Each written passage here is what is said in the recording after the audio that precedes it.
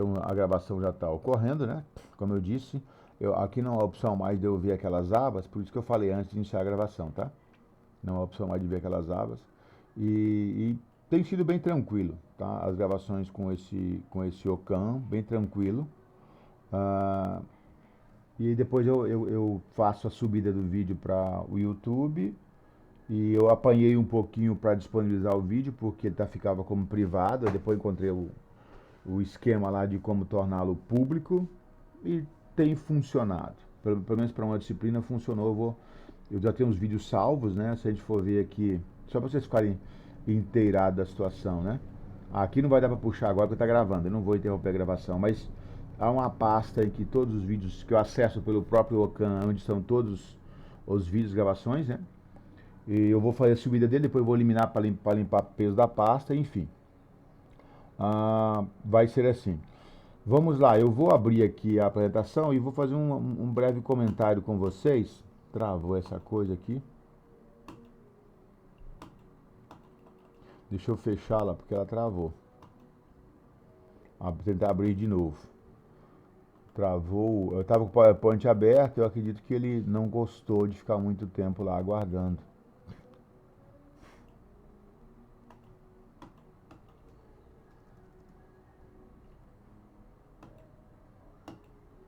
Será possível que eu vou ter que sair desse troço?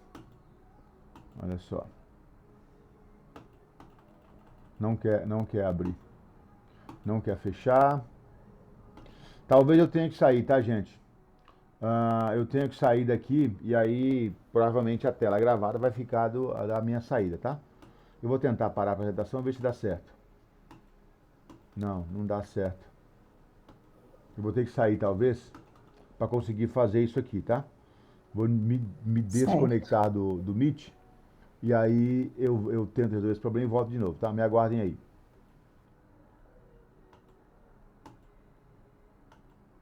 Tipo, eu tenho que reiniciar meu computador, meu Deus. Mas é para acabar mesmo, né?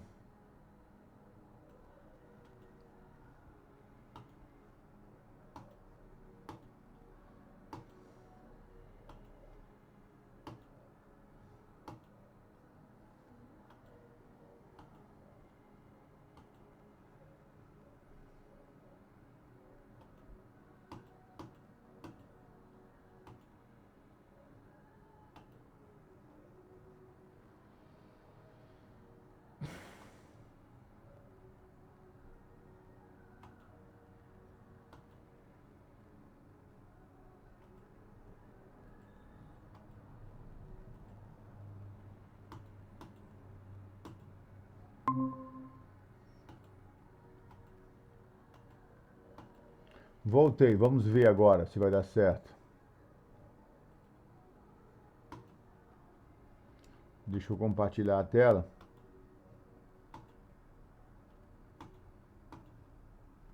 Meu mouse está meio pesado, então eu tenho que dar umas porradinhas nele para ele. Opa, deu. Beleza. Vamos lá. Estão me ouvindo legal, né? Sim. Tá. Vamos lá. Sim, Eu professor. acho que eu já comentei na última aula que, assim, da minha parte, né? Pela vivência que eu tive até hoje a respeito de bubalinos, eu comecei a me interessar por bubalinos ainda quando estava na escola agrícola, né? Eu li um livro Até eu comentei com a professora sobre o professor Marco, Marcos Zava, um argentino. Comecei a me interessar quando eu li esse livro, né? Acho que criação de búfalos, produção de búfalos, não sei. E depois estagiei numa fazenda, quando estava na escola agrícola, estagiei numa fazenda que criava búfalos, né? Era uma coisa ainda pouco difundida aqui em Rondônia, apesar de que Rondônia tem um rebanho de búfalos aí asilvestrado já há algo perto de uns 70 anos. Os animais estão aqui na região, então estão totalmente ambientados já e causando impacto negativo no meio ambiente. Mas enfim, o grande, da minha parte, o grande objetivo que eu tenho com a disciplina é justamente é, quebrar esses paradigmas, quebrar conceitos prévios, né, a respeito de bubalino. Conceitos prévios sem fundamentação própria, sem fundamentação científica, sem o embasamento, né, para ter esse conceito, para ter essas opiniões. Então, o grande objetivo meu da disciplina é esse. O objetivo que está lá na ementa é que vocês possam planejar, organizar, executar uma produção de bubalinos, né, com vistas a reduzir ou evitar impactos ambientais, de economicidade, etc, etc. Né? Mas, no geral, especificamente com essa espécie, é preciso quebrar alguns paradigmas, né? Então, eu vou estar sempre enfatizando essa parte, tá? O que eu planejei, eu fiz ano passado foi isso, e a minha ideia para esse semestre é esse. É lógico que isso vai ser juntado com a visão aí da professora Ana Catarina e com o planejamento que ela tenha para a disciplina. Né? Com certeza a gente vai convergir e não divergir, mas não deixa de ser a junção da maneira de enxergar das coisas dos dois, né? Minha e dela. Então a gente vai trabalhar aqui origem, domesticação e a importância, esse ponto aí que eu coloquei, dos bubalinos, tá? Tem algumas coisas aqui que são meramente curiosidade, não vão ser material de foco, de cobrança em avaliações, né? Mas serve para conhecimento e também serve porque serve para entender que outros povos de outras regiões do mundo têm outros animais como foco de produção zootécnica, como foco de produção de subsistência, né? Como praticando a zootecnia arte, não a zootecnia ciência, mas até porque para essas condições, para esses povos, para essas regiões, não há possibilidade de fazer o clássico, digamos, que o resto do mundo faz. Vamos lá. Origem do bubalino, né? O búfalo tem o seu centro de origem, o seu local de origem, ali na Índia, Paquistão, né? E Extremo Oriente. Depois eu tinha um mapa disso bem claro, bem clássico, mas eu acabei não. Acho que eu não tenho ele aqui agora. Sinal sonoro, alguém levantou a mão? Ô João, você levantou a mão alguma coisa, não? Ah, tá. Não, O João tá perguntando se tem travou para mais que. alguém. O que houve aí, João? Voltou? Ah, agora tá aparecendo só a sua tela Eu do fechei Meet, né? lá para Tá. ver com o João aqui se tem algum Ah, tá. chat. Ele postou uma pergunta aqui no bate-papo, se travou para mais alguém. Uhum. Tá me ouvindo, João? Ah, tá, beleza, fechou. Ah, voltou. Talvez foi a internet Agora dele. sim, Tranquilo? agora Que sim. eu vi o sinal Deu certo. sonoro, eu falei, vou ver o que está acontecendo, se alguém levantou a mão, alguma coisa parecida. Como eu tava falando, oi, diga. É que tinha. Diga, pode falar. Beleza. É que tinha travado, aí ficou tudo branco a tela do senhor. Ah, Falei, não ué. travou, Aí não. não apareceu o áudio, Não não travou, apareceu mas você mais tava me nada, não. ouvindo falar? É que, Sim, eu tava. Mas aí parou por ah, uns tá. instantes. Eu não Mas agora botei deu mais ela certo na já. tela para não chamar Voltou. atenção e focar na minha fala, né? Por isso que eu deixei a tela em branco. Mas vamos lá. Beleza. Como eu estava dizendo, né? Começando do Paquistão, se nós olharmos o mapa, ficamos de frente para o mapa, o Paquistão está um pouco à esquerda, né? E logo do lado o Afeganistão, que foi palco agora de cenário de novo de coisas catastróficas e infelizmente muito triste. Mas voltando ao búfalo, o Paquistão, a Índia no centro ali, né? Me fugiu agora um país pequeno que tem à direita, né? Entre a Índia e a Indochina, não vou me lembrar agora. Mas aí essas regiões, indo desde o Paquistão, que está mais à esquerda, até o sul da China, passando por países como o Vietnã, agora mudou de nome, não sei se mudou para Laos, mas enfim, questão de geografia que eu não estou me lembrando agora. Vietnã, me fugiu agora dos países que tem ali, tá? Depois eu tento abrir o mapa aí e mostrar para vocês. Não vou lembrar os nomes agora desses países ali, porque alguns mudaram o nome, Laos para Vietnã, Camboja, não sei como é que ficou agora. Iêmen, se não me engano. Mas enfim, essa região ali que o búfalo é originário, tá? Então, e também é o centro de origem, o centro da domesticação, né? Ali onde o búfalo foi domesticado. E esses animais ainda existem lá em estado selvagem, ainda há búfalo selvagem nessa região. Não, ó, veja bem, outra coisa que eu gosto de frisar bem é não confundir o búfalo doméstico, tá? Com o búfalo africano. Inclusive, professor, eu estava vendo, do meu entendimento, naquela live, não é bem live, naquela palestra lá com a professora da UFRA, a mediadora, não sei se você concorda comigo, mas a mediadora fez uma pergunta. Primeiro que eu achei ela um tanto quanto incisiva, assim, né, nos questionamentos, como mediadora. Mas beleza. Eu tenho um ditado que diz que cada doido joga pedra de um jeito. Segundo, ela fez um questionamento que deu a entender que ela não tinha real dimensão entre a diferença entre os sinceros Kaffir e o búfalo doméstico. Eu fiquei com essa impressão, né? Depois até a palestrante foi bem, como é que eu posso dizer, bem branda, né? Na colocação e tal. Mas ele me deu essa impressão. Não sei se a senhora teve essa impressão. Eu Verdade. fiquei com essa impressão. Tive Ela também. tentando ser um tanto quanto incisiva, né? Quase agressiva, mas depois deu essa deslizada aí. Mas então, o fato de existir búfalo selvagem na Índia não quer dizer que esses búfalos selvagens que ainda estão na Índia sejam o mesmo búfalo que a gente vê nos documentários de televisão aí, que é o búfalo africano. Né? Outro gênero, né? Lembram lá da introdução da zootecnia, que a gente tratou de taxonomia, o nome das espécies, que negócio todo, e a logística de nomenclatura das espécies, além de ser outro gênero, além de ser outra espécie, perdão, é outro gênero, tá? Tá bem distante. É um primo, é parecido, aquele negócio todo, mas tem algumas características bem clássicas, porque espécies selvagens não têm distinção de raças, né? As raças são praticamente todas, os animais são praticamente todos iguais. Iguais é um termo relativo, né? Mas ainda há búfalos na Índia em estado selvagem, que é o animal que tem o mesmo número de cromossomos que o búfalo doméstico, se reproduz com ele normalmente, não tem problema nenhum, assim como, para poder exemplificar, ocorre com o suíno. O javali que originou o suíno, né, que é o Sus scrofa scrofa, o javali europeu, ainda existe na Europa, e também o javali asiático, ambos ainda existem na natureza, né, e tem os mesmos números de cromossomos que o suíno, reproduzem normalmente com o suíno, sem problema, tá?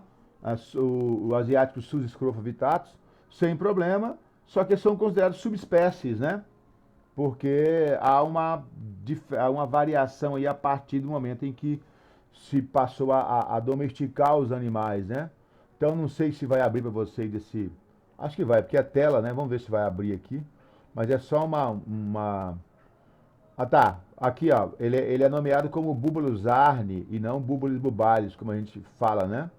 Como é, a gente o nome científico do búfalo é Búbalos bubalis. Mas existe ainda o arne lá, né, eu chamo de arne, né? Em estado selvagem, no sudeste asiático, enfim, só a título de conhecimento, a título de mais aprofundamento na realidade, o que não ocorre com o bovino, né? O ancestral do bovino foi extinto. Processo de domesticação do búfalo ocorreu no terceiro milênio antes de Cristo. Então tem algum tempo aí, né? Entre 2500 a 2100. Ou seja, já vamos aí para algo em torno de 4.500 anos, mais ou menos, de domesticação, né? Na região onde hoje é o Iraque, né? A antiga Mesopotâmia. E isso aconteceu nesse momento aqui, provavelmente pela proximidade com. Depois nós vamos ver os dois grupos, subgrupos, né? Ou grupo de filiação étnica, como a gente chama nessas questões, provavelmente do búfalo, que a gente chama de grupo de búfalo de rio, pela proximidade. E esse aqui, o búfalo de pântano, porque aconteceu no segundo milênio antes de Cristo na China, certo? Considerando que essa datação ela é inversa, então talvez tenha mais tempo aqui do que aqui. E aí, aquilo que eu já falei, a classificação zoológica, né, do búfalo, a família do búfalo é a mesma dos bovinos, né? Família Bovidae, Bovidae, né? Alguns pronunciam bovide, esse A não é pronunciado. Então é a mesma dos bovinos, mesma família. Mas, e também a mesma família, bovineu, bovine, né? Também a mesma dos bovinos. Aqui está um grande grupo que envolve várias espécies, né? Inclusive os ovinos, né? Que daqui se diferenciam, aqui embaixo se diferenciam como subfamília, ovinos e caprinos. O gênero é o búbalos, ou alguns pronunciam bubalos, mas né, isso é questão de pronúncia. Como é latim, eu não sei dizer qual que seria a pronúncia correta, mas eu pronuncio búbalos. E a espécie bubalis, que é são os búfalos domésticos, o objetivo do nosso estudo. O que nós vamos ver aqui de outras espécies é só um paralelo para situar a respeito, tá? Desses búfalos domésticos, nós temos duas classificadas como espécies, mas se formos ver à luz da zoologia, talvez fossem subespécies, mas não é ponto de discussão aqui agora, né? O Búbalus arne, porque eu digo isso porque as outras espécies que têm o ancestral selvagem e tem o animal domesticado, eles colocam trinomial, né? Gênero, espécie, subespécie. Então,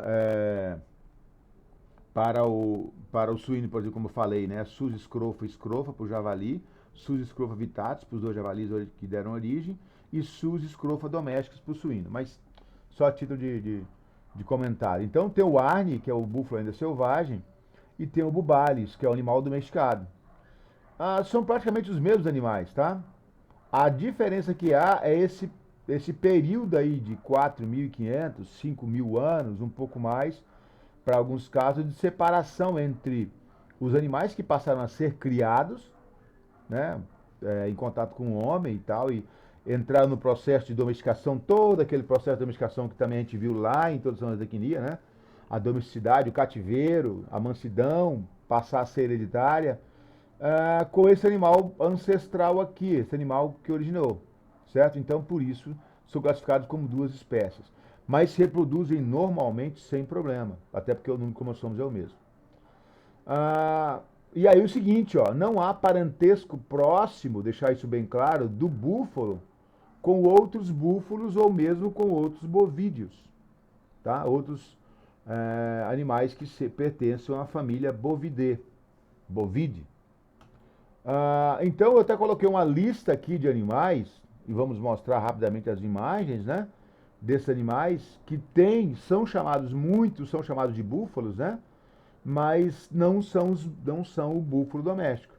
A gente tem o bisão norte-americano, são dois bisões, né? O norte-americano e o europeu, né? O bison bonasus, que é o bisão europeu, o bisão americanos, que é o bisão americano, o sincerus cafa, que é o búfalo africano, o anoa, que aqui tem, às vezes, em alguns locais tem outra denominação, outra nomenclatura, divergência aí entre quem classificou, né? Búfalo anão da planície, o anoa de pescornes, o anoa mindorense, que é o búfalo da região da ilha de Mindoro, na Ásia também, o chamado boi da floresta, ou boi selvagem, é um dos maiores bovídeos que existem, né? O gaur, o gaial, parecido com o gaur, esse aqui já, não posso dizer doméstico, mas em processo de domesticação, as pessoas criam lá. O banteng, que já é bem mais, talvez mais domesticado que o gaial. O iaque, que é explorado, inclusive, né? Esse é explorado como força de trabalho às vezes, e esse aqui como produção mesmo, né? E o iaque nas duas coisas. Mas vamos ver aí rapidamente cada caso desse. Vamos ver se vai abrir aqui.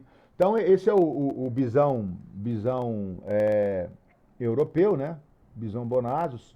É um pouco menor que o bisão norte-americano, parecido com ele, muito próximo à aparência, mas um pouco menor, tá? E habita algumas regiões da Europa ali, do leste europeu, Lituânia, se eu não me engano, tem alguns rebanhos desses animais ainda, tá? O bisão americano, que é um pouco maior não, acho que bem maior que o bisão europeu, né?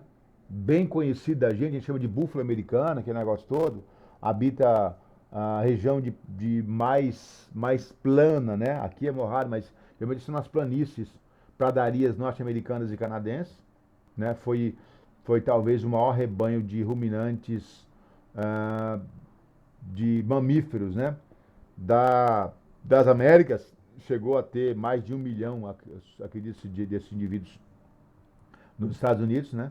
Em forma natural. Depois foram dizimados por questão de caça e tal. Ah, deixa eu voltar aqui.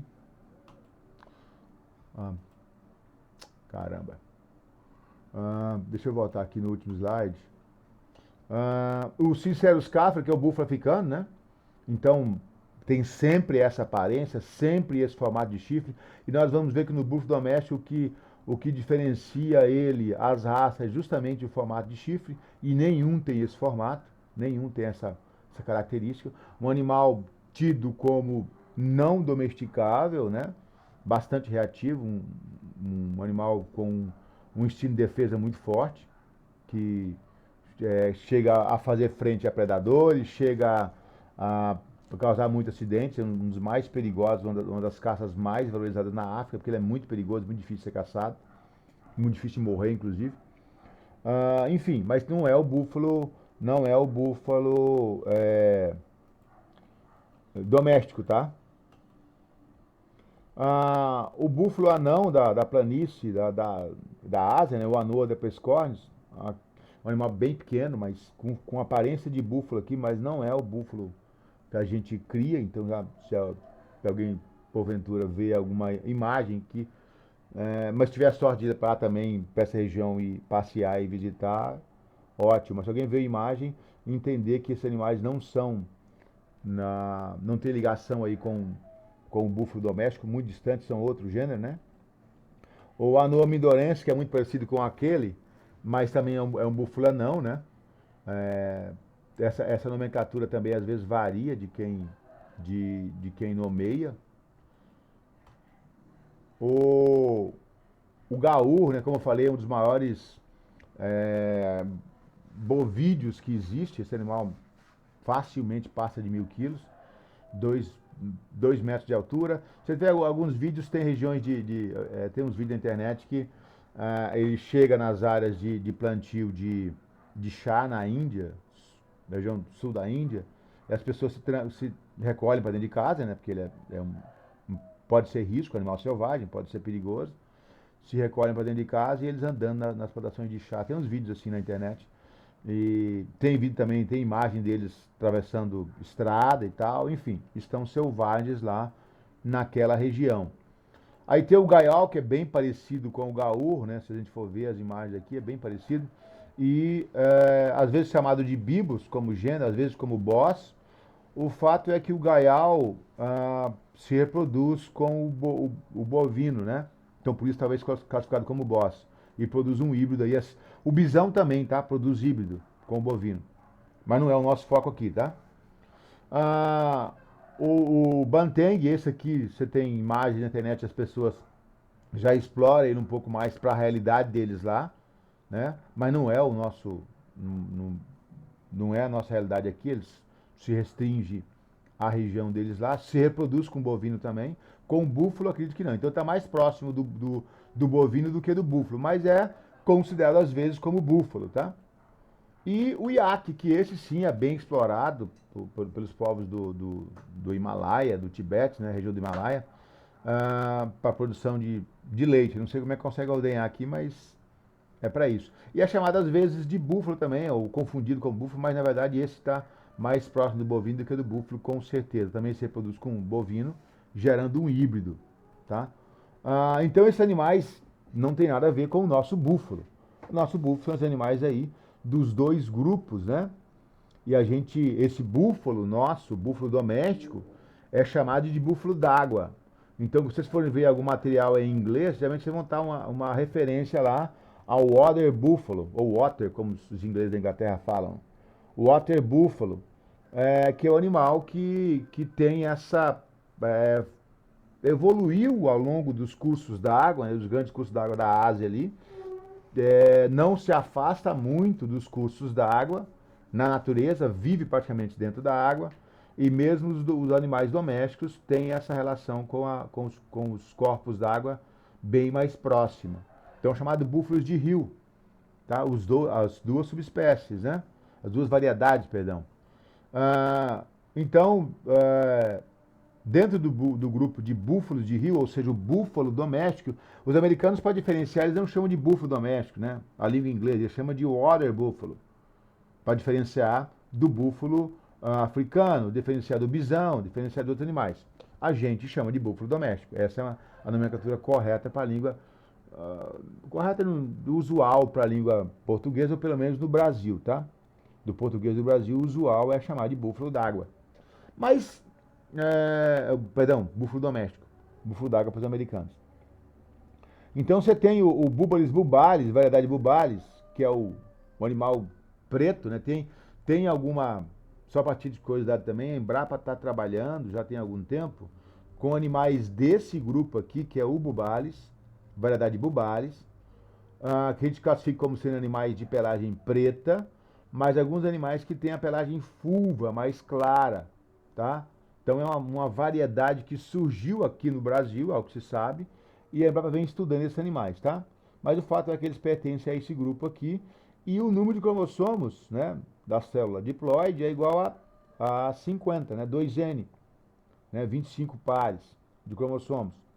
E os búfalos de pântano, que é esse indivíduo aqui, tá? Representado por esse indivíduo aqui, que a gente chama é nomeado como Búbalis bubalis, mesmo gênero, mesma espécie, mas a variedade Querebal, né? Na verdade, considerando o número de cromossomos, não seria bem uma variedade, né? Porque as variedades não variam os números de cromossomos, pelo menos nos animais não.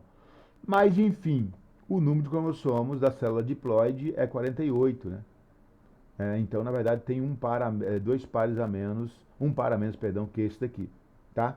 Então, os búfalos, como um todo, búfalos de rio, ou búfalo preto, né, também, que é o Búbalis bubalis bubalis, e o carabau, ou querebal, né, que é uma nomenclatura lá da região dele, eu não sei o que significaria, mas de idioma do sul da China, da Indochina ali, região entre a Índia e a China, né? Búbalis bubalis vai dar de querebal. Se acontecer cruzamento espontâneo, búfalo comum, apesar da número de cromossomos, eu não tenho informações reais. Eu andei pesquisando a respeito se geraria um híbrido infértil, mas ao que parece não. Gera um híbrido fértil, tá?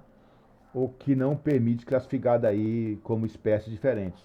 Na verdade, indivíduos que se reproduzam e gerem férteis, geralmente do ponto de vista da biologia, são da mesma espécie. Pode até ser de subespécies diferentes, né? Então é chamado de búfalo comum. Olha a nomenclatura que deram, búfalo comum, porque não teria não seria nem de um grupo nem de outro, tá? Depois nós vamos ver sobre raças, vamos ver que no Brasil tem raças dos dois grupos, né? Na verdade, desse grupo representado por uma raça só, desse grupo mais raças, tá? A dispersão do búfalo pelo mundo, né? O búfalo saiu dessa região e chegou até a Europa, porque se formos olhar no mapa ali, vou tentar até abrir o mapa aqui, deixa eu ver, gente, só para a gente situar, porque um pouco mais, tá? Rapidamente eu consigo aqui. Deixa eu ver qual vai dar melhor aqui. Eu tinha aberto um mapa esse tempo atrás que dava legal a imagem, mas esse aqui talvez fique melhor. Vamos ver aqui se eu consigo abrir isso aqui e ampliá-lo, né? Mas ele não amplia. Tem que ser ampliável. Deixa eu mudar a pesquisa aqui.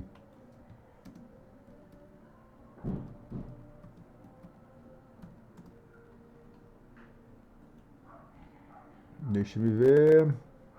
Esse aqui, ver se vai ampliar.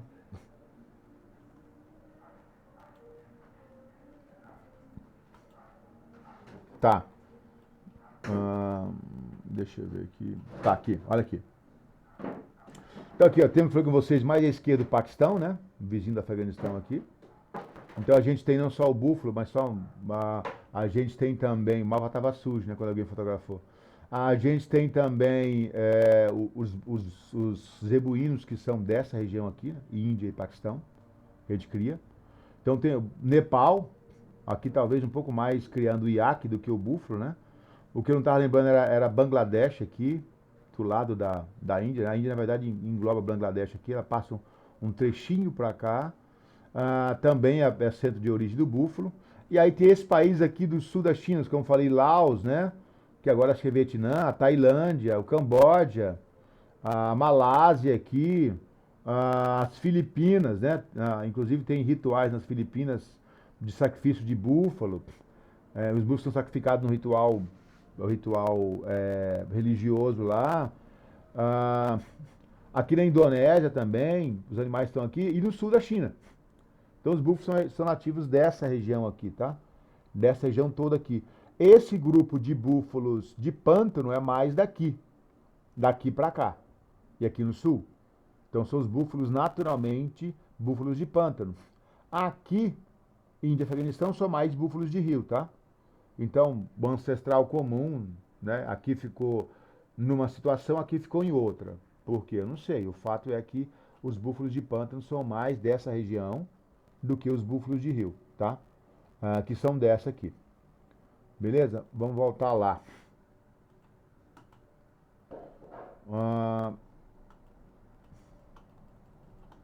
Voltou numa lâmina anterior, tá? Já chegamos lá. Então a dispersão, o búfalo saiu dessa região, talvez por migração, eu mostrei o mapa, acabei não mostrando lá, por migração também para países da Europa que não estão, digamos, próximos ali, porque tem que passar toda a região da Ásia para chegar lá, mas também levados, né, por exploradores, né, para países como Itália, Romênia, Bulgária. Esses países, Romênia, Bulgária, Iugoslávia, eles tinham muitos búfalos. Inclusive esse livro do professor Marcos Zava trata disso, ainda quando existia o bloco comunista. Estamos vendo de novo uma situação ligada a esse período aí, né?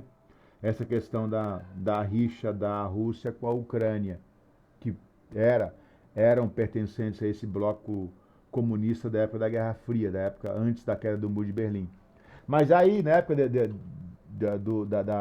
dos países ligados ao soviético, ligados à União Soviética, antiga União Soviética, esse país tinha muito búfalo. Em entidades estatais, né? Depois que o Estado quebrou, aí não sei como é que está hoje, mas na verdade o búfalo na Europa hoje em dia tem expressividade só na Itália. A professora Ana tem um material aí, depois a gente vai ver a expressividade e a importância do búfalo na Itália, tá? Nesses países aqui eu não sei como é que está hoje, mas a informação que eu tenho é daquela época, tá? Na Oceania, o búfalo foi levado para a Oceania, inclusive está lá em estado acelvajado também e são caçados na Austrália. Se vocês forem ver o filme antigo, né? Não sei se já viram, mas aquele Crocodilo Dundee tem uma cena com búfalo na Austrália, tá? Nas Américas, a gente sabe, nós estamos aqui no Brasil, os búfalos foram trazidos para cá, né? A gente tem búfalo no Brasil, a Argentina tem, o professor Marcos Zava é argentino, né? Tem a associação, como é que é? Mundial, me fugiu o termo agora, de criadores de búfalos, tem o idioma espanhol como padrão, né? Do idioma inclusive, tem uma palestra que a gente vou ver se vocês conseguem assistir, a gente assiste nas aulas aqui. Eu conversei sobre isso com a professora, vamos ver se vai dar certo. Mas ela é espanhol porque é o idioma padrão, né? Argentina, Uruguai, Colômbia, Venezuela, Bolívia, Costa Rica, embora o Brasil seja o país que de mais expressividade da bovinocultura. Fora a Índia, aí ganha de expressividade quase que no mundo, né? Em termos de rebanho, assim. Eu acho que a sequência é essa mesmo, tá? E aí tem aqui, ó, aí professora, esse mapa, a senhora que inseriu, né? Comenta aí, por favor. Bom, com esse mapa, né, a gente pode ver aí os números globais da população do búfalo de água, né? 81,5% do búfalo de rio e 18,5% de búfalos de pântano, que eu retirei desse artigo aí, desse Zhang de 2000 e colaboradores, né, de 2020, mostrando mais a região, né, do mundo onde tem mais concentração desses animais, né, do búfalo de rio e do búfalo de pântano. É um material bem interessante. Esse artigo fala sobre o búfalo asiático, né, a domesticação história e genética desses animais, e falando em concentração, as informações mais concretas, né, mais certas sobre a população de búfalo é disponibilizada pela FAO, né, que ela vai coletar aí exclusivamente dos registros oficiais do governo, né? E se naquele país não tem aquele registro oficial, né, a FAO não vai considerar o rebanho daquela região. Por exemplo, se eu não me engano, quer dizer, eu vi em 2 materiais diferentes, né, que a FAO na América ele só considera o efetivo de bubalinos em 4 países.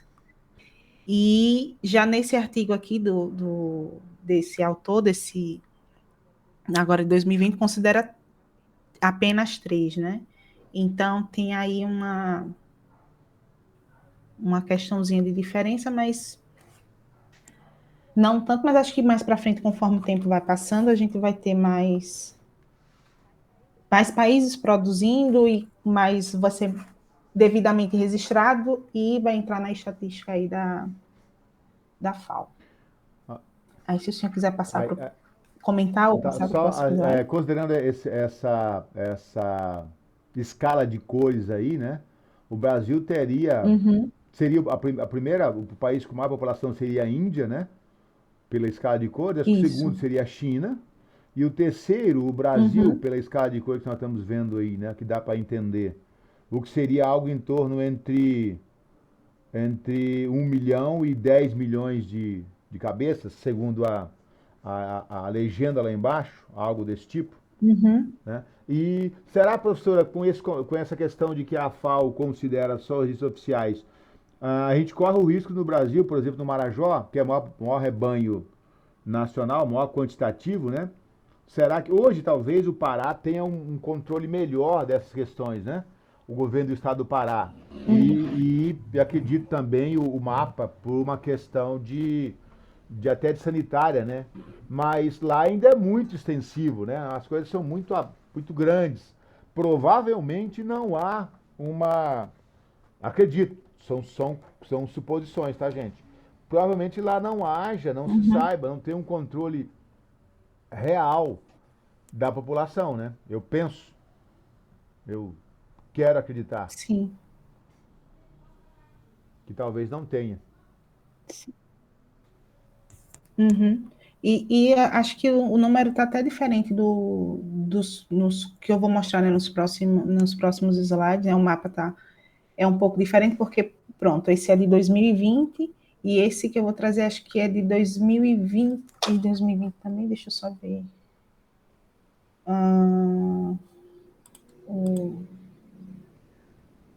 A edição é de 2021. É mais se eu não me engano, recente, no próximo. Mas, um pouquinho mais recente. E aí também, professora, esses números aí que a senhora também acho que tirou do mesmo material, não sei, né? Fique à vontade. Isso, também. Não, na verdade, isso aqui já é do outro material, já é daquele livro do Kindle, que está do Búfalo de Água, né?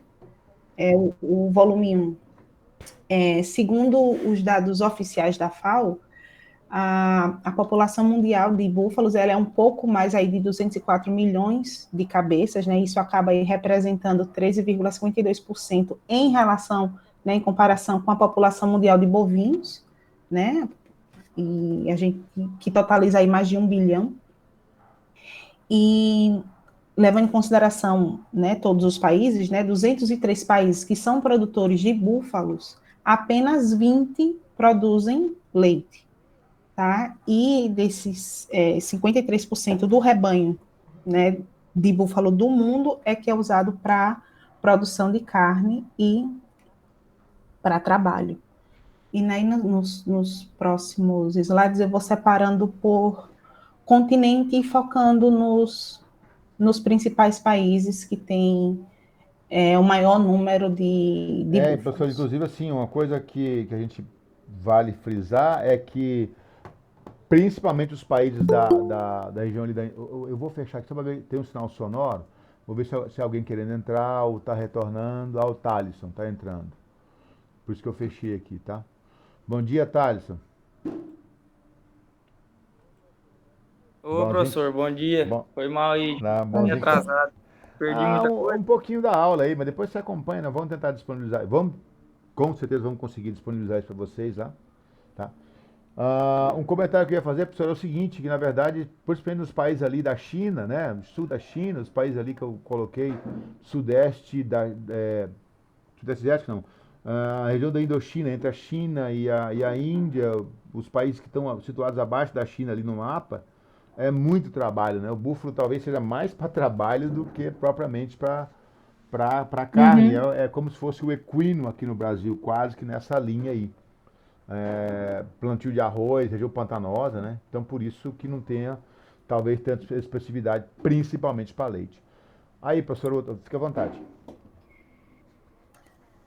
Já nessa outra figura aqui do mapa, a gente pode verificar como ele está distribuído também, né, de outra forma,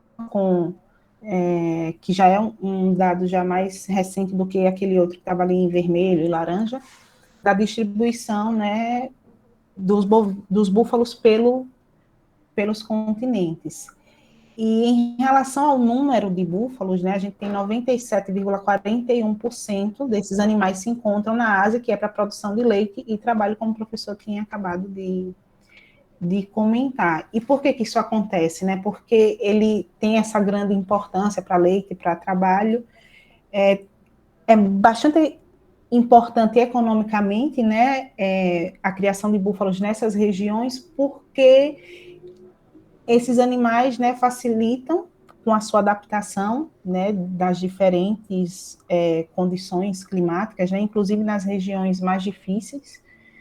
O manejo também é mais facilitado por causa da fertilidade desses animais, a rusticidade que eles têm, longevidade também, a capacidade que esses animais têm para converter, né, o que ele consome, carne, leite, e a mão de obra. Tá. Tá? Pode O passar, pessoal que eu falei com professor. vocês ali da migração, né? Dessa região, que poderia acontecer simplesmente os animais migrarem para outra região. Né? Então, nós chegamos aqui até a Itália, aqui, ó, né? Os países da Europa. Então, pode acontecer naturalmente. Apesar que eu falei que tem que passar regiões da Ásia aqui, mas não é pertinho, não é daqui e ali. Mas Uhum. pode acontecer migração de animais, mas também pode ser levados, né? Porque aqui você tem ligações aqui que podem chegar tranquilamente à Europa, saindo da Ásia aqui, tá? Então ninguém tem ao certo isso, mas tem as possibilidades. Talvez uma busca aprofundada sobre a origem dos búfalos na Itália, que é bastante antiga. Os búfalos estão na Itália há muito, muito, muito tempo, não é de hoje, tá? Então, possa encontrar informações a respeito disso. Né?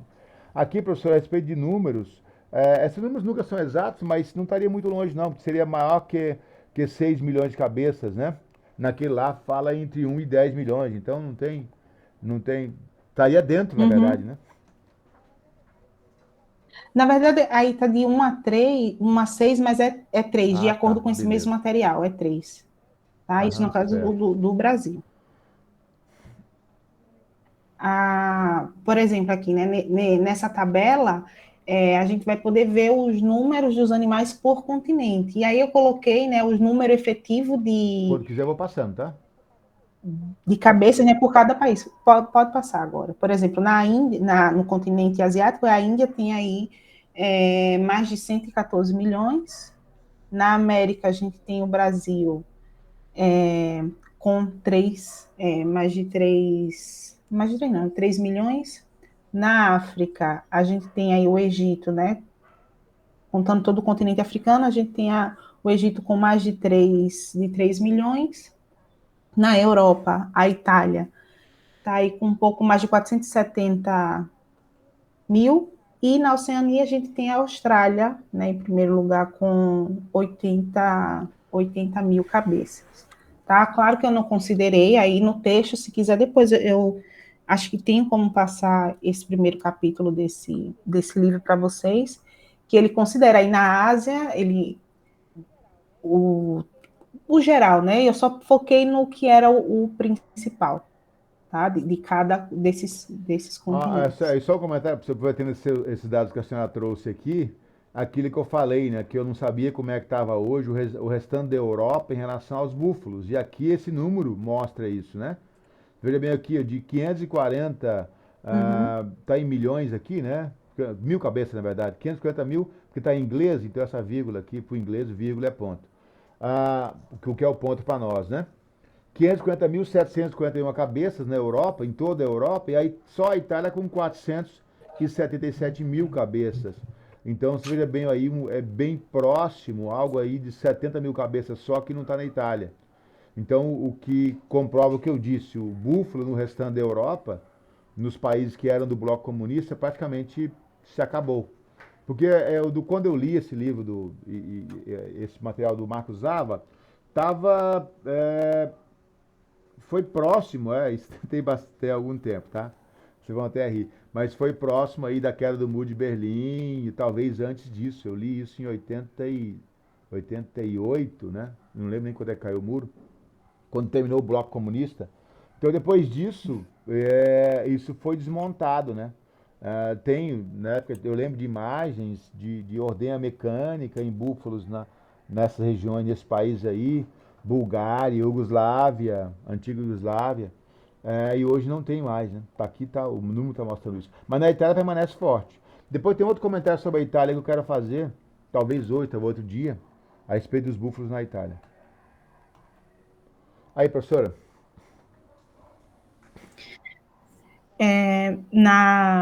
Agora focando, né, em alguns continentes, na Europa, o búfalo é utilizado para a produção de leite, embora exista também aí uma tendência para produzir carne, né? Aí produz carne na Itália, na Inglaterra, na Alemanha. E em 2008, né, lá na Itália, o país chegou a produzir, né, 200 mil toneladas de leite de búfala. E atualmente aí eles conseguiram produzir, né, 3 mil quilos de queijo mussarela, tá? E eu escrevi, ou foi o corretor, enfim, né, com 2 S's. Que sai diretamente, né, de Nápoles e né, exportado para os Estados Unidos e para a Grã-Bretanha. Outro ponto interessante de se comentar que na Itália, nesse mesmo capítulo, comenta, né, que lá eles, com 100 litros de leite de búfalo, eles conseguem produzir no verão, por exemplo, 20 quilos de mussarela, e no inverno 200 não, 25 quilos também, né, de mussarela. E quantos quilos a gente consegue fazer com 100 litros de leite de vaca? Se a gente fizesse uma Vocês têm ideia, comparação. pessoal? Qual que é o rendimento da mussarela? Se não estou enganado, é uns 12 litros de leite de vaca para fazer 1 quilo, né? E do búfalo é quase a metade, se não me Algo engano em é torno disso 5 aí, por aí. João. Entre 10 e 12, mais ou menos, né? Uhum. E professor, se me permite, outro comentário é que é o seguinte. À vontade, Existem, a gente é bom se inteirar disso. Eu estava até vendo, outro ramo, outra área que a gente pode enveredar, né? Eu busco alguns vídeos sobre zootecnia para introdução à zootecnia, e um deles relata, é um casal que faz uns vídeos sobre zootecnia e visita várias propriedades, fazem vários relatos e tal, um casal de zootecnistas, uma família, na verdade, né? E visitam vários locais, e uma das pessoas que eles visitam é um cara que mexe com carne. Ele mexe não com comércio de carne, não com produção de carne, sim com assar carne. O cara enveredou nesse caminho, passou a conhecer isso fazendo a tecnia e tal, enfim. E eu estou dizendo isso pelo seguinte, porque existem no mercado de alimentos a questão do gourmet, que a gente chama que é algo prêmio, está um pouco acima, né? E existe a questão da certificação de origem de alguns alimentos. A gente tem no Brasil, o Brasil fez tarde isso, perdeu até algumas coisas, né? As pessoas tentando se apropriar de coisas que são genuinamente brasileiras, né? Como a cachaça, como o cupuaçu, como algumas coisas assim, como a rapadura, que conseguiram registrar. Mas eu estou falando isso porque existe um queijo no Brasil, que é o queijo da canastra, que tem certificado de origem, né? O queijo da canastra tem que ser produzido numa região específica. Assim como o vinho, como o champanhe, o vinho espumante champanhe, só pode ser feito na região de Champagne da França, uma região minúscula da França chamada Champagne. A partir de curiosidade. Estou dizendo isso porque no mundo o registro para que os italianos chamam de mozzarella, e aí é com O, com dois Zs e com dois Ls, é de búfala, né? O registrado é o de búfala. A pizza napolitana Uhum. legítima é com mozzarella e não com o nosso queijo tipo mussarela copiado, digamos aí, né, professora? Fica à vontade para se quiser fazer algum Uhum. comentário, acrescentar alguma coisa a mais aí. E aí, Não, assim, não, só, não, só para tá, dizer, tá porque tranquilo, tem professor. essas questões, as pessoas pagam caro por essa mozzarella, é, o mundo, né, é uma coisa, é gourmet, é uma coisa tá além do consumo da população, digamos, comum, da população, ainda mais que no Brasil, né? Então é preciso a gente falar isso e ter isso em mente, né?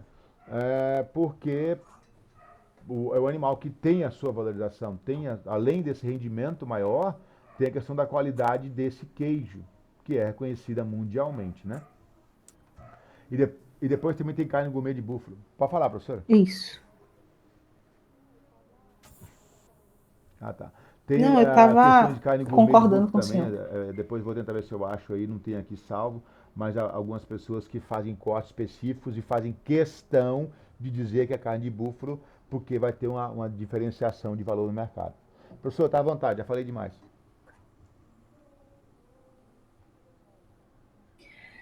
Ah, bom, continuando aqui, a Índia, né, como o professor também já falou, desde o começo, e a gente também já, já sabe, né, que é o primeiro país do mundo na população de búfalos, aí tem mais de 114 milhões de cabeças, né, e a população ela vem crescendo, né, e cresce 2% ao ano. Ele é o principal produtor de carne de búfalo também, tá, com mais de 1 milhão de toneladas por ano, né, e isso equivale aí, né, esses 37,68% da produção mundial. Eu tinha tentado até encontrar, eu agora não lembro o motivo, porque, por exemplo, ainda a gente sabe, eu tô com a imagem, eu acredito que o professor talvez se lembre da, da palestra da professora Natália, que ela estava perguntando sobre por que, que a vaca é sagrada na Ah, Índia e o professora, búfalo não é. não me recordo. Né? Alguém Infelizmente, tem alguma ideia? não me recordo. É, eu não queria falar assim sem ter certeza, mas é algo que o búfalo é dos Uhum. deuses lá, ele tem vários deuses, não é isso? E aí tem um que é como se tivesse, é como se, não, prefiro não, prefiro não comentar e depois passar a informação certa, né? Apesar de não, o que importa apesar de não do país não ser o que não consumir a carne, né, bovina, eles são os maiores aí exportadores de carne, Ah, mas a carne de búfalo. não, tranquilo, pode falar, professor. Eu já E tinha encerrado. sim, e, e os búfalos, eles são o, o principal animal, né, que é produtor de leite na Índia, e em 2019, a gente, como vocês podem ver aí, houve 92 milhões de toneladas de leite de búfalo que foram produzidos nessa região. Assim, a respeito dessa questão da carne, professor, eu estava fazendo recentemente não, foi já na pandemia, acredito, 2020, algo assim, o professor Rafael, os meninos vão se lembrar dele aí, o professor Rafael Henrique, estava montando uma apresentação, alguma coisa, ele me ligou e tal, para a gente bater um papo sobre os assuntos a respeito de exportação de carne e produção mundial de carne. E teve um ano, em 2017, 2018, não me recordo, em que a Índia suplantou o Brasil em exportação de carne, mesmo carne bovina. E o que explica um pouco isso, fora as questões da religião, é justamente a supressão ou a redução da influência da religião nessas questões. Porque a Índia não é um país fechado, é um país aberto, mas era fechado às influências, as influências ocidentais não entravam tanto e mantinha religiões, mas ao que parece, por esses números aí, por algumas coisas que eu li, também não tenho informações precisas e claras, mas eu li isso em alguns artigos que até um comentário da palestra que vi, não guardo nomes nem datas, mas de que essa influência do hinduísmo e das religiões que tinham na Índia e tinham essas divindades e impediam ou dificultavam a questão da produção de carne, estava sofrendo influência do Ocidente. O Ocidente tem influenciado para isso. O próprio governo tem trabalhado para ir quebrando essas amarras e passar a produzir carne.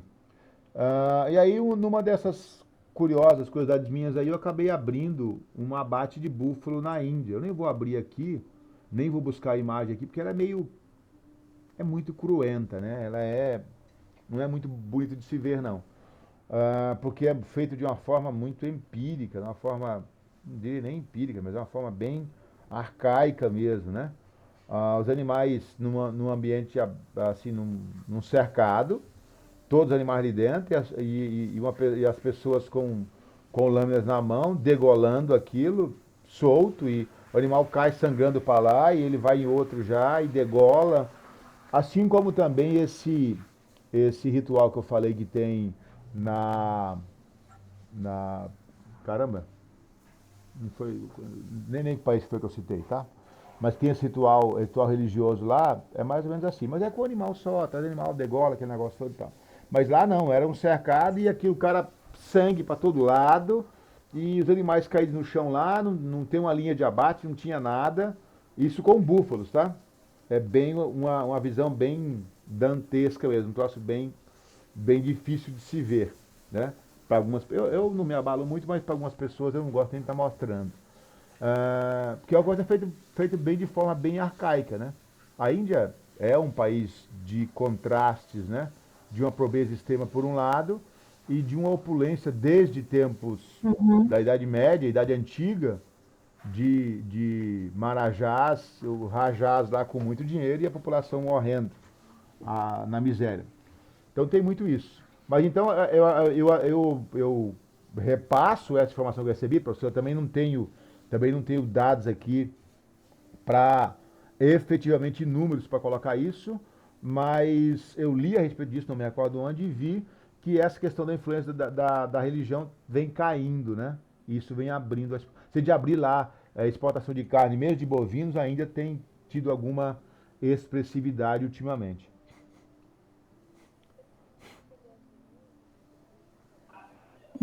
Eu não sei se o senhor chegou a ver, e depois a gente pode até passar, tendo, eu não lembro exatamente o ano, mas 1900, 1800 e alguma coisa, é um videozinho que acompanha o aumento do número do efetivo, né, nos principais países, eu não vi até no vídeo, 2019. É um não sei se foi videozinho. aqui, nesse seu material, que a senhora inseriu aqui, onde é que foi, que o Brasil, do Brasil vem crescendo o efetivo em relação a outros países, vem aumentando em termos percentuais e em Isso. termos globais. Não sei se é isso aí dizer, mas eu vi isso em algum local, não lembro onde. Não, é um videozinho que, deixa eu ver de onde começa. Só que. Certo. 1961 até 2019, né, acompanhando Certo. os maiores rebanhos de búfalos no mundo. E deixa eu só dizer aqui no final a colocação do Brasil. Décimo, é, O Brasil mantém está em ainda uma 10º população lugar muito grande de e a búfalos. Índia está em primeiro. Aí, professora, o próximo é a Uhum. página.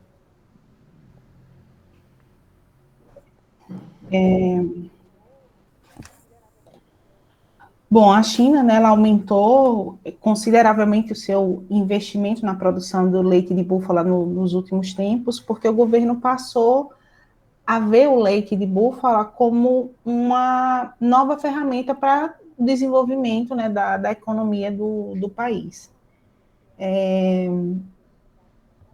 Eles passaram a converter aí aquele búfalo que eles usavam para trabalho, né, na produção de arroz, tudo que eles usavam para trabalho, eles passaram a criar esses animais, né, para a produção de leite e de carne, tendo em vista aí o desenvolvimento da economia na região.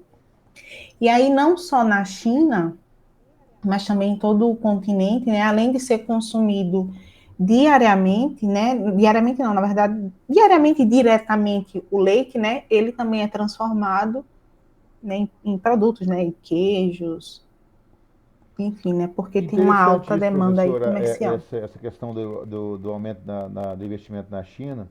E eu digo isso, vejo isso com excelentes olhos, vamos dizer assim, com uma boa perspectiva, porque na minha visão isso vai trazer o seguinte: tudo que a China, que o governo chinês tomou como propósito, feito de uma forma politicamente correta ou não, ele jogou para cima e fez a coisa explodir mesmo, né?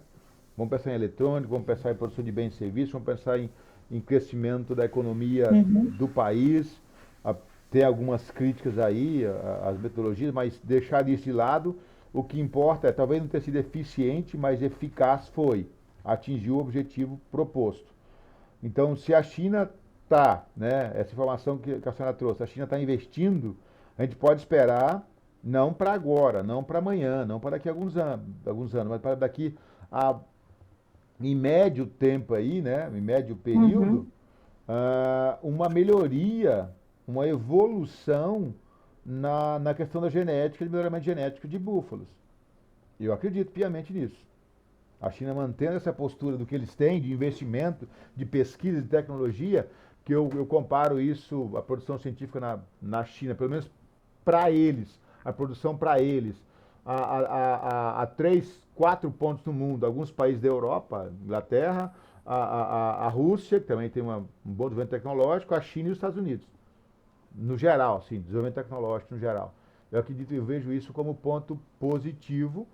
Apesar que, uma informação Uhum, aí para os meninos, o búfalo de pântano, ele é um animal naturalmente com capacidade de produção de leite baixa, ruim, tá? E é o que mais tem nessa região na China ainda. E o búfalo de rio tem uma habilidade maior para leite. Então, as raças mais produtoras de leite são de búfalos de rio e não de búfalo de pântano.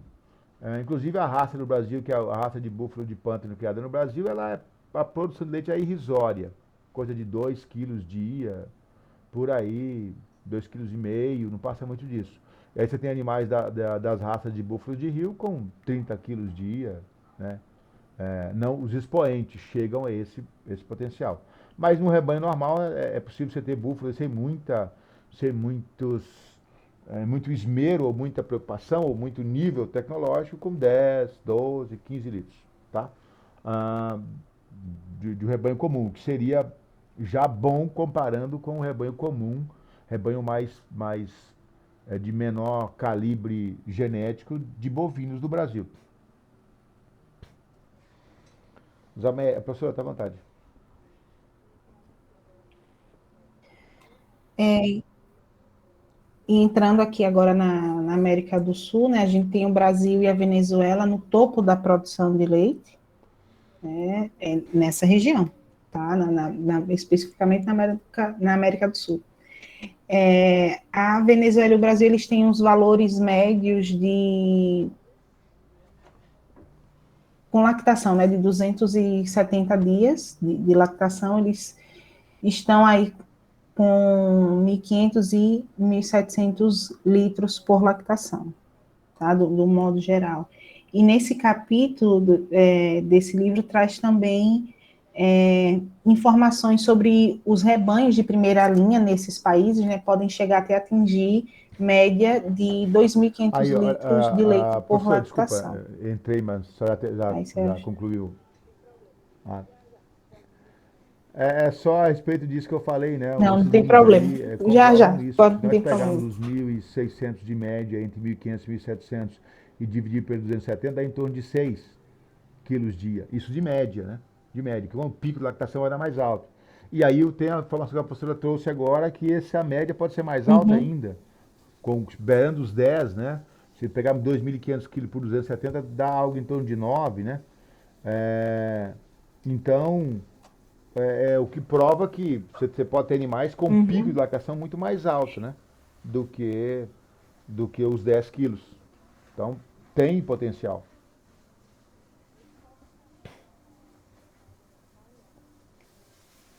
Isso, é só para eu não falar errado, eu vou só olhar aqui no capítulo.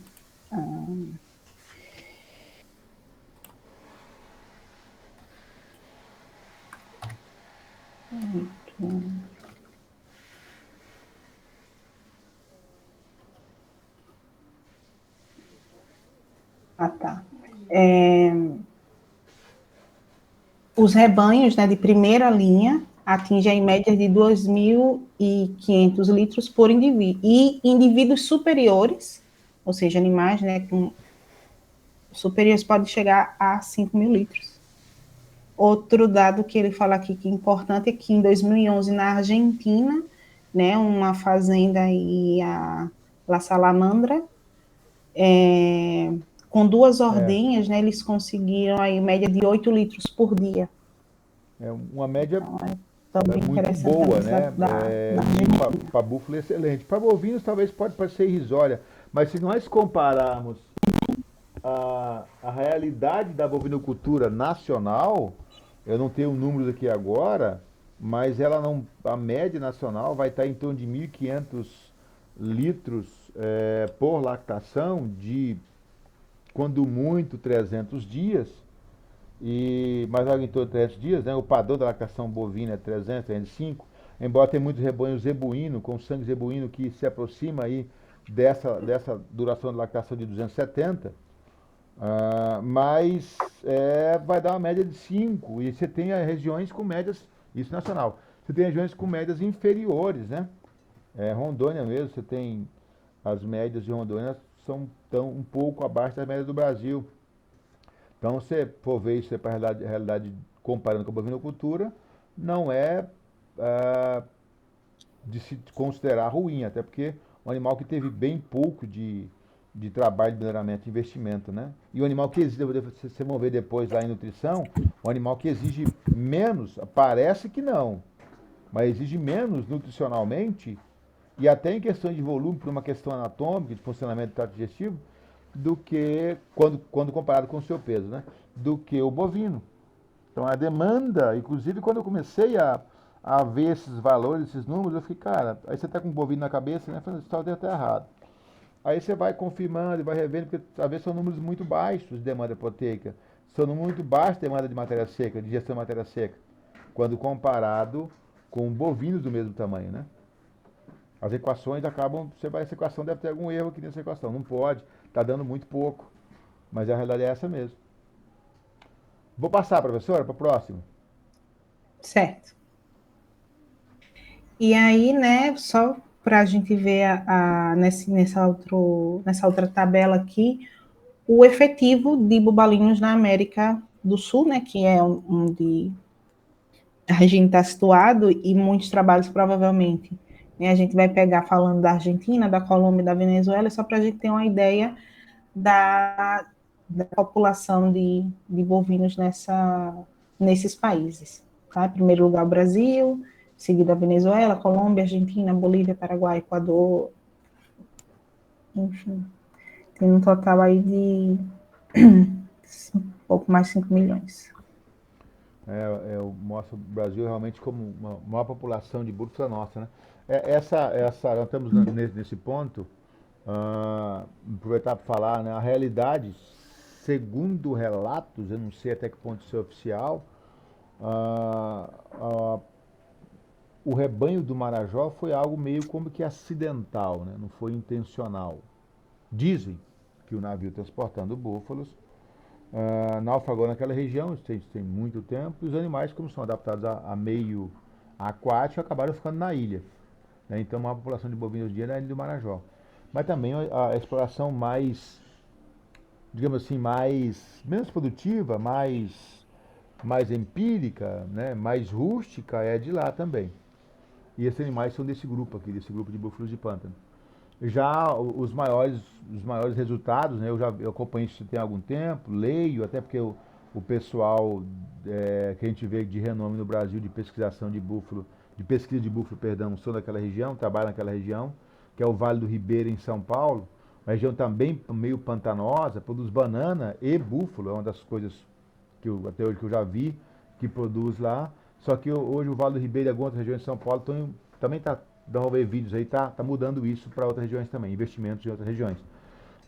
Já tem a bovinocultura em cima da raça Murra, não vou ver as raças aí, já bem desenvolvida. Tá? Os maiores rebanhos não estão lá, mas as maiores produtividades estão.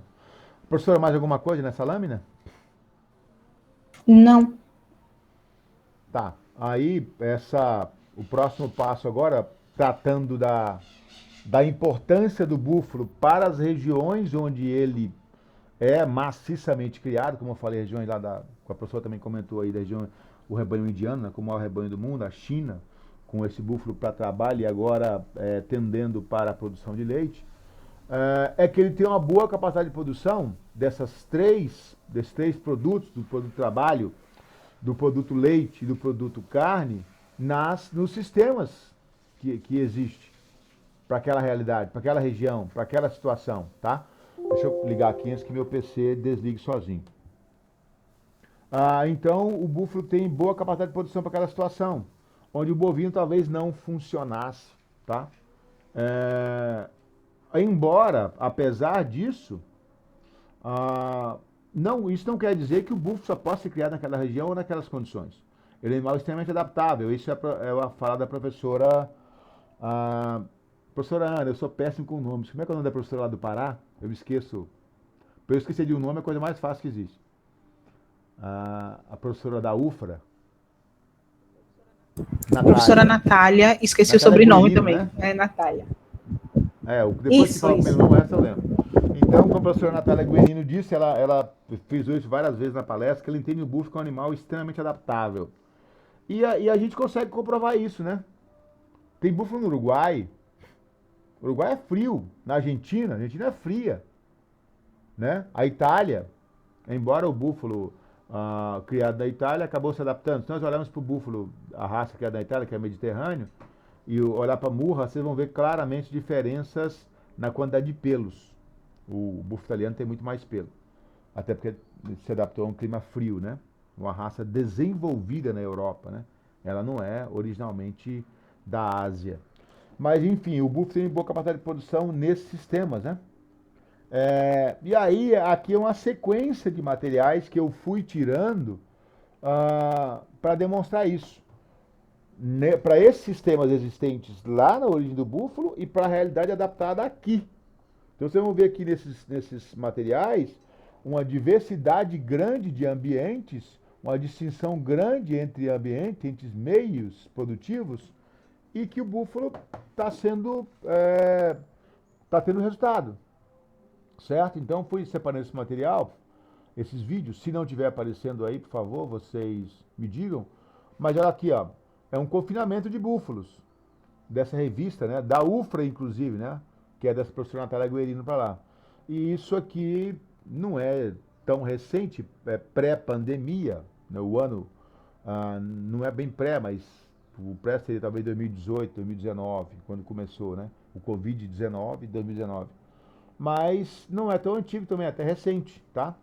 E essa matéria, quer ver aqui, ó, sobre confinamento, ele montou o confinamento que se costuma fazer para bovinos, a gente acreditar que o búfalo é um animal que não dá certo para essa tecnologia, isso é um equívoco.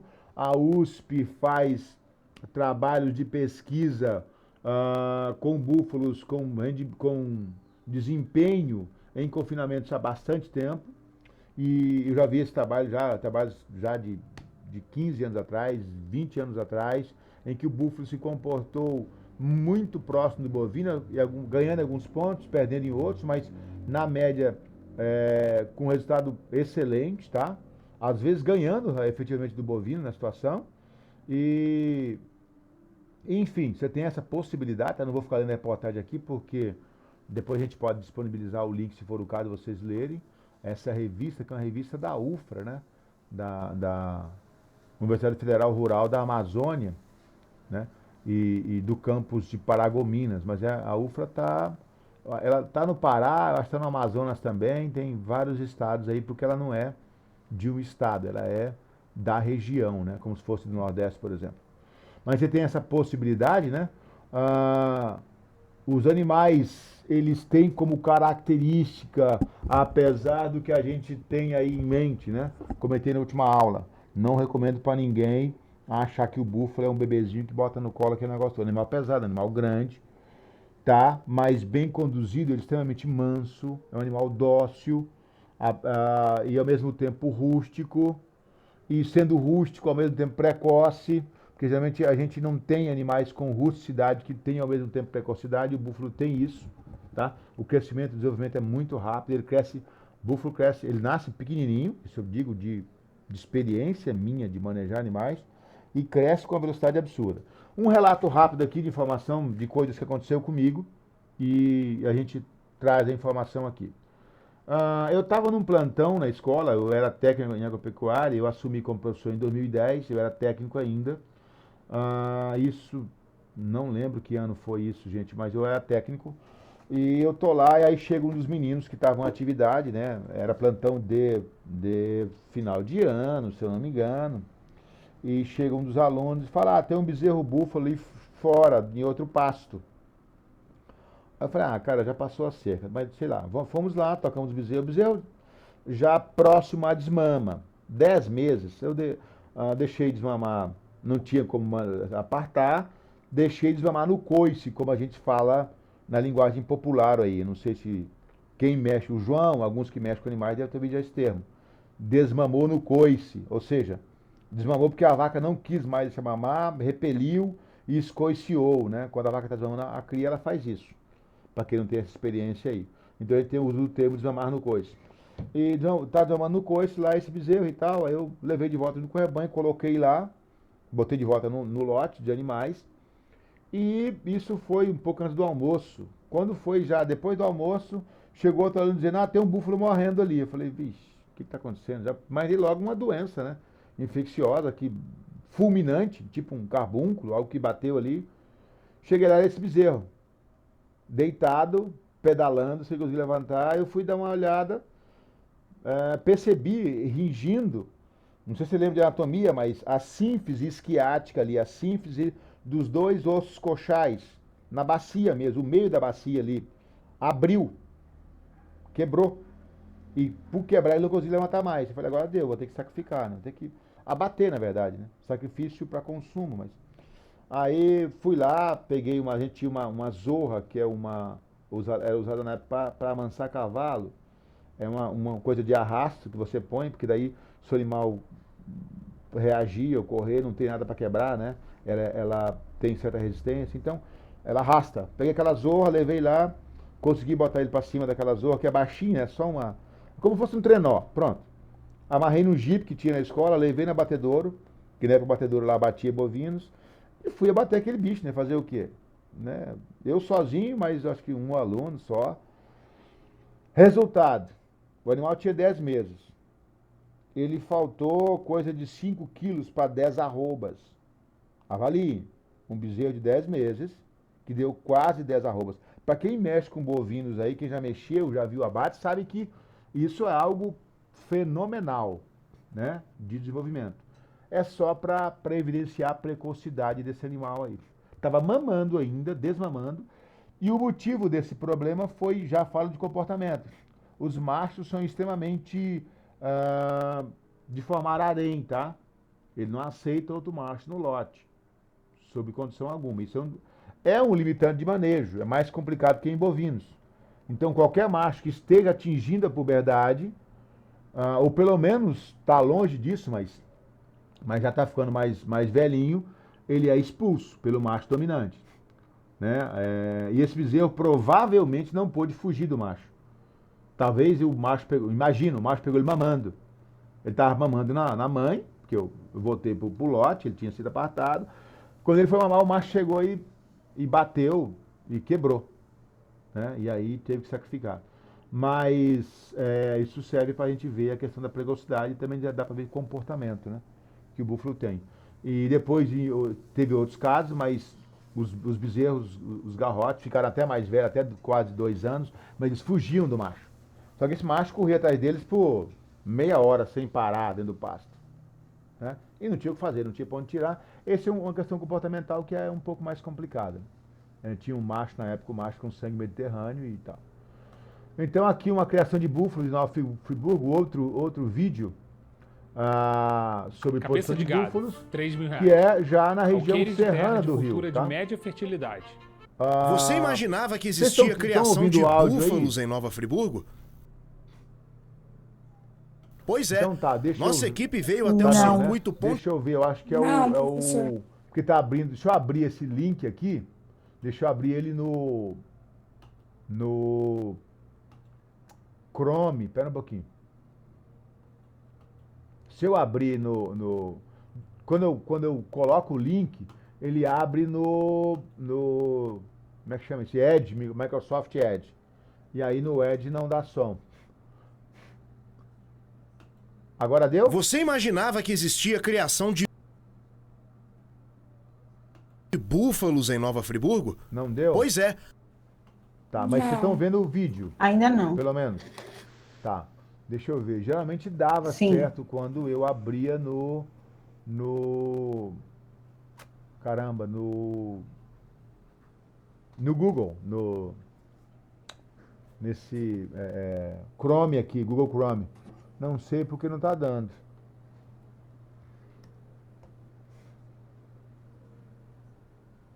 Você imaginava que existia criação de búfalos em Nova Friburgo?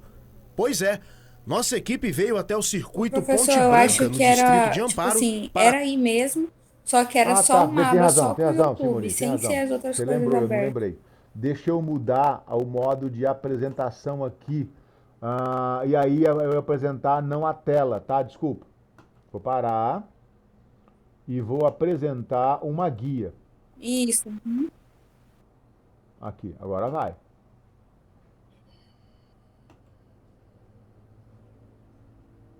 Deu? Você imaginava que existia criação de búfalos em Nova Friburgo? Sim.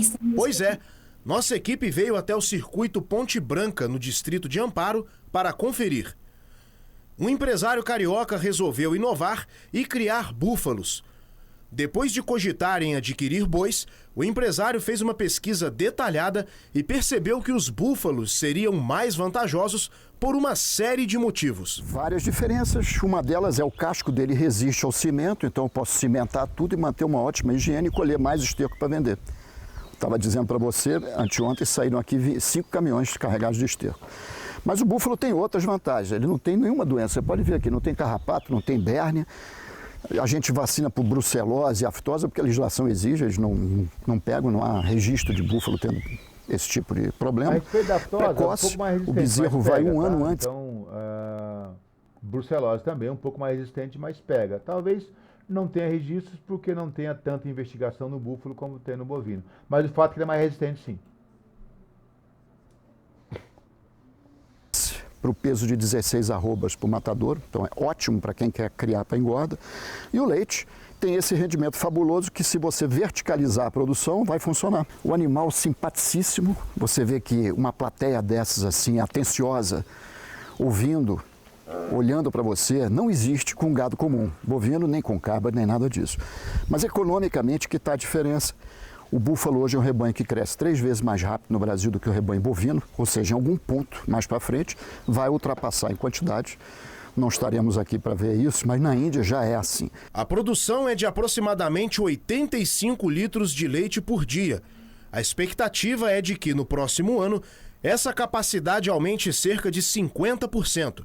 Ainda segundo o empresário, o valor de mercado do leite de búfala é o dobro do de leite de vaca. Essa raça que ele No cria primeiro aqui, ano, a não é Jafarabad, vou ver se eu baixo depois, não é o forte dela a produção de leite, tá? Então o foco no leite tem que ser a raça murra, mas beleza, vamos lá. Coisa, porque elas são o que a gente chama de primíparas, fêmea de primeira cria. Esse grupo todo aqui é muito jovem. Então elas produziram, 20 fêmeas produziram esse ano mais ou menos 85 litros por dia. Levar em consideração que o preço do leite de búfalo é o dobro do preço de leite de vaca. Mas no ano que vem eu tenho a impressão que essa produção deve subir para 150, 160 litros. Por ser caracterizado como produto de grife, o leite de búfala tem uma valorização completamente diferente. A principal diferença é que você está fora do mercado multinacional de achacamento do produtor rural. Você recebe hoje para o leite bovino comum R$1, R$1,10. Aqui não, você está fora desse esquema, você consegue ter uma produção e vendê-la artesanalmente, porque é um produto de grife. Então, onde é que está a grande vantagem? Se uma vaca produz 11 litros, ela vai criar 1 quilo de mussarela. Se você vender isso na Itália, aquela vaca comum, vai preso, porque na Itália a gente sabe que mussarela é só de búfala. Com a búfala, 5,5 litros, o mesmo quilo de mussarela vendido. São bem claras e bem estabelecidas. Registro de origem, não pode dizer que é uma coisa que não é, né?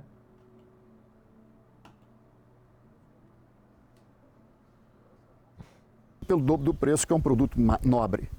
Esta raça de búfalos, chamada Jafarabad, produz uma maior quantidade de leite e é excelente para a fabricação de queijos, pois tem um maior teor de gordura. Leite, tá? São inúmeros os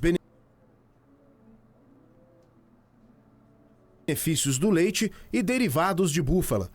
Os índices de cálcio e fósforo são superiores em relação ao leite de vaca, cerca de 50% a mais. Possui 13% a mais de proteínas, nutrientes, sais minerais e vitaminas A, D e B2.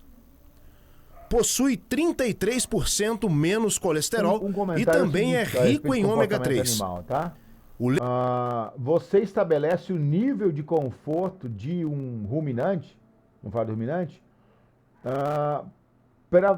se ele estiver ruminando. Por exemplo, botei um animal no curral, se ele estiver estressado, se ele não estiver totalmente zen, se ele não estiver totalmente em conexão, em sintonia com o meio, ele não vai ruminar. Então, quando tem animais que estão ruminando, é porque eles realmente estão tranquilos. Porque o animal, se formos botar lá as origens dos ruminantes, eles evoluíram para a ruminação por serem predados, comer um grande volume, encontrar um ambiente calmo, tranquilo, que eu possa ficar lá, e aí sim processar isso. Então, animais, quando estão ruminando, é porque realmente estão bem, tranquilos. O cara levou a mão na cabeça da vaca, passou na cabeça dela, que vocês viram ali, ela nem parar de ruminar, ela parou, tá?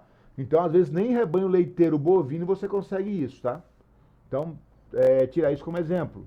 Os animais, os búfalos podem ser muito mais mansos que os bovinos.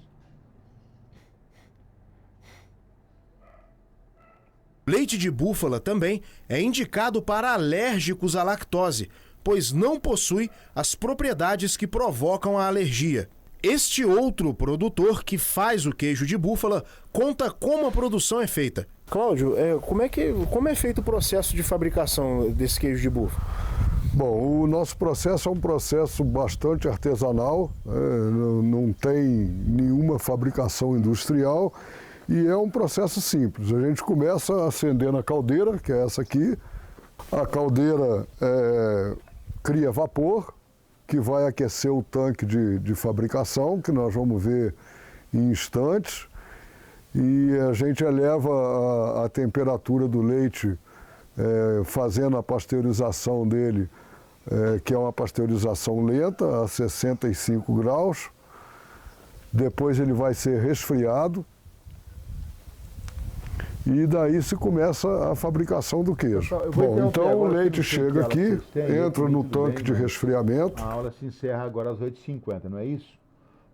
Na próxima a gente volta aqui, né? A menos que a gente tenha alguma outra coisa, a professora Ana tem alguma coisa para ser apresentada, a gente pode voltar de novo nessas questões aqui, que, como eu disse, o objetivo desse material, desses vídeos que eu pesquisei e olhei, era justamente de mostrar que o búfalo tem potenciais, né? E mostrar isso através dessa realidade. Desculpa interromper agora, é que já passamos 2 minutos aí, né? Quem levantou a mão? Thaleson. Diga, Thaleson.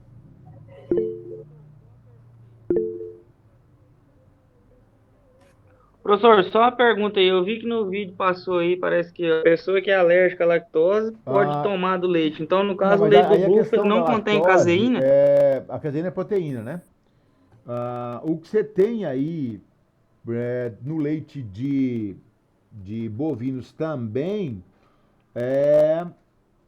não sei se é na caseína ou se é em outra proteína, que tem a A e B, cara, eu vi isso, os zebuínos, não sei se a professora Ana está mais inteira disso, os zebuínos também têm tendência a produzir um leite mais aceitável para o ser humano do que os taurinos, né? Então o leite de vaca holandesa teria uma qualidade para alérgicos pior e inferior do que o leite de vacas Gir, falando em 2 raças. Mas a questão efetivamente a questão da informação a respeito da lactose do búfalo, eu tenho que pesquisar para te falar. E o que eu acredito que pode existir no búfalo, também não é uma informação comprovada, que eu vou te passar aqui agora, é essa mesma questão da proteína, não do açúcar, né? Da lactose, é a questão do tipo de proteína. Professora, lembra-se disso? Lembra de alguma coisa a respeito disso? Não? Eu não lembro agora. Tem os zebuínos... Não, mas... passou no Globo Rural, inclusive, sobre essa questão, né? Pode falar. Inclusive, estão selecionando touros bovinos para essa característica. Na verdade, seleção entre os touros bovinos taurinos, holandeses, porque nos zebuínos isso é praticamente 100% dos animais que produzem esse leite com a proteína que não causa alergia. É alergia mesmo, não é intolerância não. E estão selecionando touros taurinos holandeses que tenham essa... não lembro se é A ou B, gente, me perdoem. Mas na próxima aula eu trago, tá? Isso com certeza eu trago, consigo fácil. Ou tenho salvo em algum local, ou entro na internet e acho, com as palavras-chave adequadas.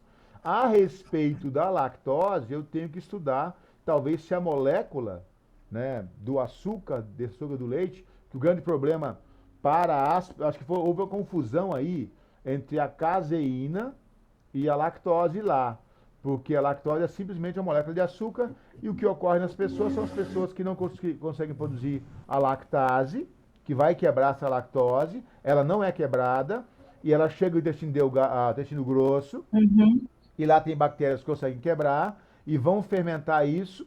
E ao fermentar isso, vou produzir gases ou diarreia. Na intolerância. Na alergia, aí já é com a proteína mesmo. Tem pessoas extremamente alérgicas, é alergia mesmo, não é nem intolerância não. Mas eu acho que talvez, como é reportagem, Thaleson, tenha havido uma confusão aí entre a caseína e a lactose.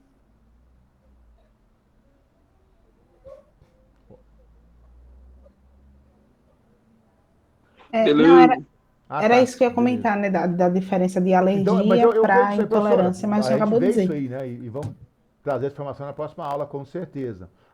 Especificamente, se tem alguma coisa na lactose do búfalo que não é problema, não garanto. Mas que eu vou trazer informação sobre os tipos de proteínas diferentes, que ocorre com certeza, é objeto de pesquisa, no Brasil, inclusive, pela Embrapa, entre zebuínos e taurinos, isso eu posso dizer com certeza que eu consigo trazer, tá? Porque se eu não tenho salvo em algum local, eu sei que existe, eu já pesquisei, andei lendo, mas eu leio um troço aqui, aí eu já leio outro, e aí eu sei que eu li, mas eu não gravo exatamente no HD o que foi que eu li.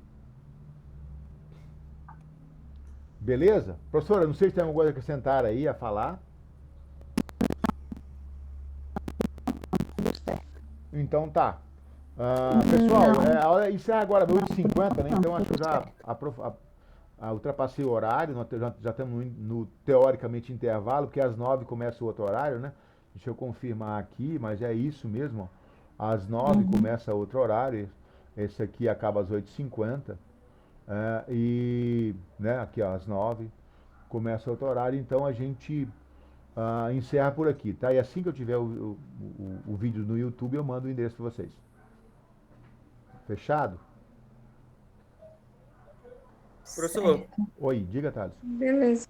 só tirando uma dúvida minha aqui, essas aulas estão ficando gravadas lá no AVA? Thales, eu vou botar o link lá.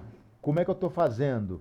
O Meet não grava, né? Você deve estar sabendo já que o Meet a partir de janeiro não está gravando mais. Aí eu tô gravando com esse programinha aqui, o Ocan, né?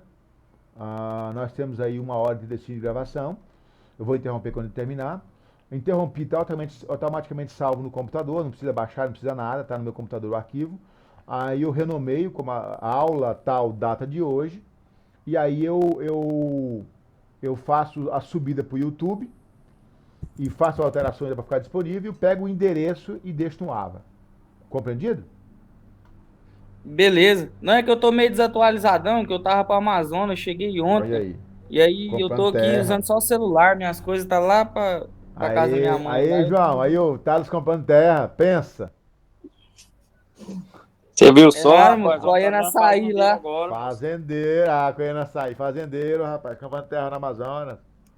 Virando latifundiário, ó, o Ibama, tá? Se desmatando lá. CMBio é pepino, hein?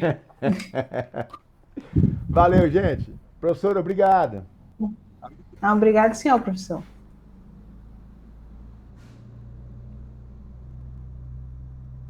Vou fechar aqui.